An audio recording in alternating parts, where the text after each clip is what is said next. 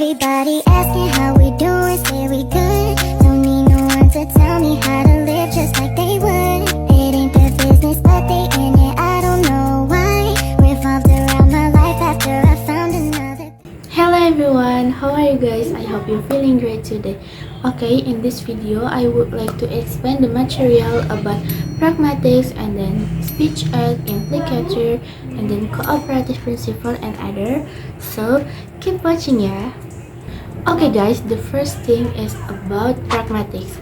The definition of pragmatics from George, he said that there are several explanations about pragmatics. First, pragmatic is the study of speaker meaning. It means that pragmatics is concerned with the study of meaning as communicated by a speaker or writer and interpreted by a listener or reader.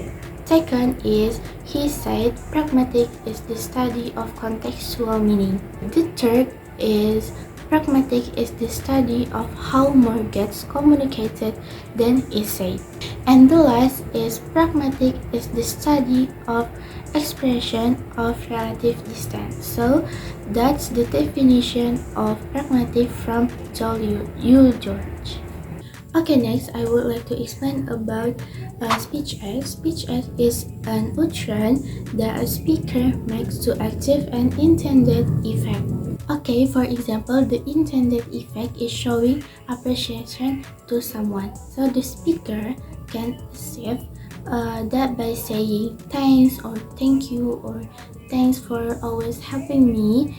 So the speaker utterance achieves the intention right. And then, according to the developer of the speech act theory, J.L. Austin, there are three types of the speech act.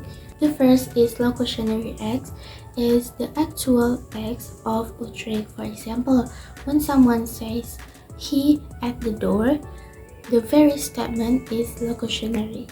The second is illocutionary acts, is the social function of what is said, and then the last is number 3.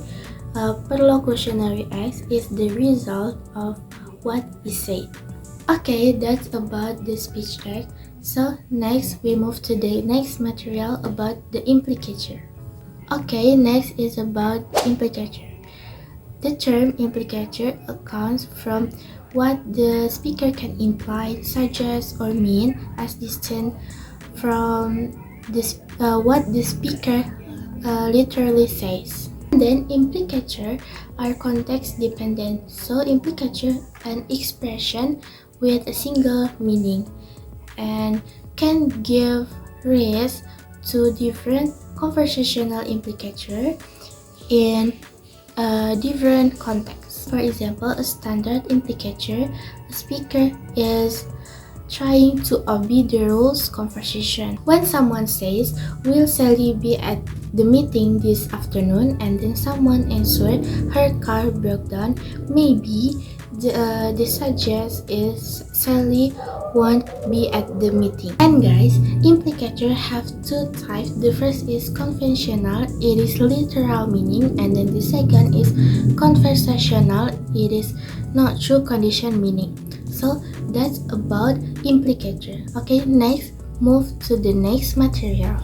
Next is about cooperative principle. So the cooperative principle is a concept in pragmatics that describes how people interact in conversation. It is based on the idea that speaker and listener usually follow certain norms of communication, such as being informative, truthful, relevant, and clear. The cooperative principle consists of 4 maxims. The first maxim is maxim of quantity. It means the speaker should provide as much information as is necessary for the conversation and no more. And the second is maxim of quality. It means that a speaker should be truthful and provide information that is supported by evidence. And the third is maxim of relation or relevance. The speaker should make their contribution relevant to the ongoing conversation. And then the last is maxim of manner. It means that speakers should be clear, concise, and avoid ambiguity, obscurity, or unnecessary complexity in their contribution. Okay, that's about cooperative principle. Next, move to the next material. The next material is about presupposition. Presupposition is an implicit assumption about the world or background belief relating to an utterance whose truth is taken for granted in discourse. Simply, it's meant that when we talk, so we don't talk about everything in our talking, but listener, the assumption things that we don't mention in the speech. For example, when someone say, John stop smoking, basically if someone say, John stop smoking, so we assumption the John use this smoke, and we also assumption or support exists. And if you see someone not saying that John used to smoke, but we assume that John used to smoke. So this is we call presupposition. Next is the sixth type of presupposition. The first is existential presupposition. The second is factive presupposition. The third, the non-factive presupposition. The fourth, the lexical presupposition. The fifth, the structural presupposition, and the last is the counterfactual presupposition. That's all about presupposition. Okay, move to the last material about politeness theory. The last material about politeness theory. Politeness theory is centered on the idea of appealing to a person's positive or negative phase by being polite. And then politeness theory suggests that people adjust their communication style and strategy based on the feedback and context they receive. For example, you can use positive feedback to reinforce positive phase, such as by liking, sharing, or commenting on positive posts or comments.